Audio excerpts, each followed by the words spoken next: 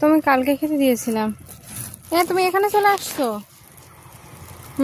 আয় আয় আয় আয়, আসো আসো আসো আসো।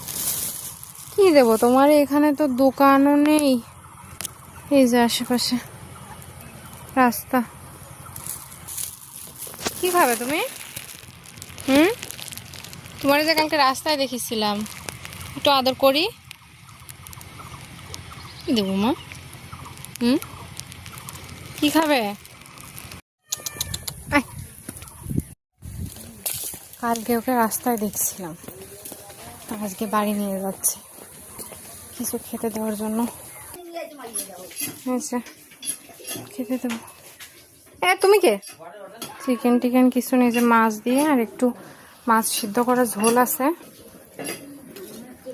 যে মাছ আর মাছ সিদ্ধ করা ঝোল, চিকেন নেই, এটা দিয়ে দেবো। হয়েছে সবসময় যে অবস্থা, হাড্ডি শোনা যাচ্ছে। আয়, আজকে একটা স্ক্যাবও খাওয়া দিতাম, কিন্তু দুর্ভাগ্যবশত আমি দাঁড়া মা দাঁড়া, এই যে আমি কালকে নাটোর চলে যাব, তো এক সপ্তাহ পর তো স্ক্যাবও আবার খাওয়াতে হবে। ওর স্কিনের অবস্থা এই যে খুবই বাজে, এখান থেকে বোঝা যাচ্ছে না, ওই পাশ থেকে আরও ভালো বোঝা যাচ্ছে। খুব ভালো হতো চিকেন দিতে পারলে, কিন্তু চিকেন নেই তো এখন আমার ঘরে। দাঁড়াও বা দাঁড়াও,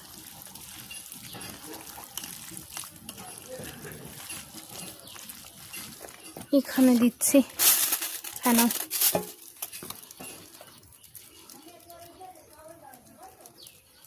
এই যে স্কিনের অবস্থা ভালো না, হাড্ডি গোনা যাচ্ছে। মা কুকুর, জল নিয়ে আসি।